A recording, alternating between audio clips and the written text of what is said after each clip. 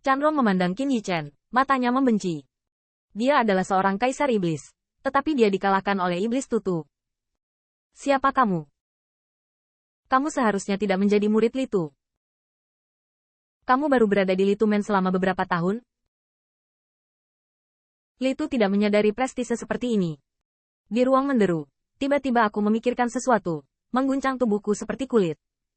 Dawei seperti itu, serta kekuatan magis yang menyegel jiwa sihirnya. Apakah itu mustahil? Keberadaan di depanku ini sebenarnya adalah kekuatan reinkarnasi. Namun, Qin Yichen masih mencibir. Dia tidak tahu bahwa Chanrong bisa menebus banyak hal. Adapun kekuatan magis menyegel jiwa sihir, itu adalah salah satu warisan yang ia dapatkan di pengadilan ilahi cahaya abadi. Meskipun pada saat ini ia adalah 3 klan iblis-iblis, tetapi asal-muasal kekuatan sihir jiwa penyegel ini ditujukan pada jiwa sihir dan kekuatan sihir, yang juga bisa menyegel jiwa sihir. Kamu tidak perlu tahu terlalu banyak, jawab saja pertanyaanku. Chanrong hanya ingin memohon belas kasihan, tetapi tiba-tiba menggertakkan giginya. Bagaimana kalau memberitahumu? Apakah kamu akan membiarkan aku pergi? Tidak akan. Qin Yichen menggelengkan kepalanya, tetapi tersenyum tanpa akhir. Tapi Anda tidak pernah berpikir, saya bisa menyegel roh iblis Anda. Tidak bisakah Anda mencari jiwa? Ledakan. Pada saat berikutnya, ujung jari Qin Yichen berada di wajah-wajah, dan dia memilih metode pencarian memori secara paksa. Kekuatan gaib semacam ini menyiksa pencari jiwa setiap detik. Namun, Qin Yichen tidak peduli.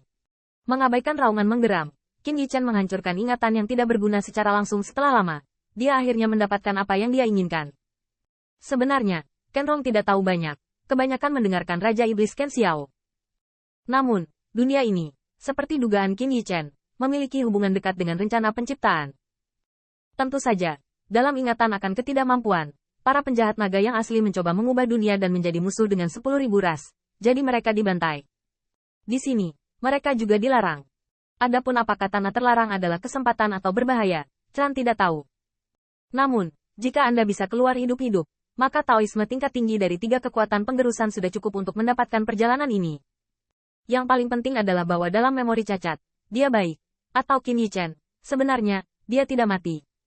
Selain itu, selama Anda menemukan tubuh, Anda dapat menemukan cara untuk pergi. Memori ini adalah bahwa Raja Iblis Kanibal membaca klasik dari klannya, dan rahasia-rahasia yang bisa dijangkau Raja Iblis, seharusnya tidak ada yang palsu. Selain itu, Qin Yichen tidak memiliki hasil. Tapi untungnya, saya belum pernah bertemu Tujiner. Kalau tidak, adik perempuan itu kemungkinan besar akan mati. Setelah pencarian jiwa, wajah yang cacat sudah putus asa, dan melihat Qin Yichen menarik telapak tangannya, lebih takut, berjuang mati-matian untuk disegel. Namun, Qin Yichen acuh tak acuh. Dengan pisaunya, dia bisa memotong sisa tubuh iblis, dan kemudian dia bisa memotong yang lain, dan tidak mungkin untuk memotong jiwa iblisnya di tempat. Dan belas kasihan Qin Yichen di bawah pedang, tentu saja memiliki rencananya sendiri. Ledakan. Jiwa iblis yang cacat itu bergetar, tetapi ketika dia berpikir bahwa jiwanya hampir akan ditebas oleh pedang, dia tiba-tiba menemukan bahwa segelnya diambil kembali oleh puing-puing kecil ini. Kamu, apa yang ingin kamu lakukan? Setelah tertegun, kebrutalan itu muncul kembali dengan ganas. Reaksi pertamanya adalah merobek jiwa iblis Qin Yichen, sehingga merebut tubuh iblis ini. Tapi melihat pisau ajaib yang Qin Yichen tidak konvergen, wajah yang tersisa ragu-ragu. Tidak mungkin puing-puing kecil ini membiarkanku pergi, tidak mungkin untuk memenangkannya. Mau mengambil Raja Iblis? Tidak, aku hanya punya jiwa iblis. Aku ingin membunuh Raja Iblis. Risikonya terlalu besar. Bagaimanapun, cacat hanya Kaisar Iblis, dan sulit untuk memenangkan Raja Iblis dengan roh iblis saja. Tetapi untuk berbicara tentang Mozun, bahkan Iblis Kaisar Realem dipotong oleh puing-puing kecil ini, belum lagi Mozun. Selain itu, bisakah dia melarikan diri? Di hadapan Qin Yichen, hati yang cacat itu kacau, dan dia bahkan ragu-ragu untuk meminta belas kasihan. Untungnya, Qin Yichen tidak terlalu mengkhawatirkannya. Sepertinya keluar dari tubuh tidak membuatmu merasakan di mana kamu berada. Saya melihat Qin Yichen menatap jiwa iblis untuk beberapa mata, dan kemudian dia kecewa. Segera, tangan itu jatuh. Saya melihat bahwa roh iblis yang tidak mau dihancurkan oleh pedang. Qin Yichen berdiri untuk waktu yang lama. Sekelilingnya sunyi dan sunyi, yang membuatnya semakin kecewa. Tampaknya jika kamu mati di sini, kamu benar-benar mati, dan kamu tidak bisa kembali ke daging dan sejenisnya. Setelah menggelengkan kepalanya sedikit, Qin Yichen mengabaikan puing-puing istana iblis dan berkata dengan dingin, jika kamu belum mati, berikan saja aku.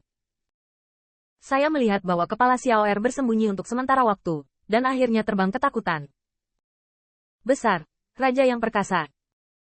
Beberapa saat yang lalu, pikir Xiaoer, jika dia mengganti kaisar baru, apakah dia akan memiliki lebih banyak persembahan untuk dibayarkan di masa depan?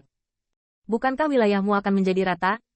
Namun, ketika Qin Yichen menyapu, melihat kubah langit dan selokan yang telah dibagi menjadi dua sampai sekarang, dia mengeluh bahwa wajah Xiaoer rumit. Raja ini, yang bahkan lebih rendah dari kerajaannya, benar-benar memenggal kaisar iblis. Bukankah mudah memotong diri sendiri? Namun, tidak peduli betapa takutnya, ketika terbang ke Qin Yichen, mereka semua berpaling untuk menyenangkan. Raja yang perkasa. Mulai sekarang, kamu akan menjadi kaisar dengan ribuan mil. Raja, saran iblis kecil itu, pergi dan minta percandian sekarang. Biarkan puluhan ribu mil ini tahu kekuatan sihir duniamu. Qin Yichen mengangkat alisnya, dan meskipun dunia itu aneh, itu tidak berbeda dari dunia luar. Oke, tahta ini, dewa tidak melihatnya. Qin Yichen melambaikan lengan bajunya dengan tiba-tiba. Anda terus mengikuti saya. Masih pergi. Apakah kamu punya pendapat? Anak kedua mengeluh, tapi... Dawang, bisakah kamu meninggalkan Xiaomo? Kamu lihat kekuatan Xiaomo tidak baik, dan dia selalu melarikan diri. Ketika dia bertemu dengan yang kuat seperti sekarang, Xiaomo hanya bisa menyeret kaki belakangnya. Qin Yichen menggelengkan kepalanya dan tersenyum. Kamu cukup sadar diri. Namun, dia tidak berniat untuk melepaskan keluhan kedua.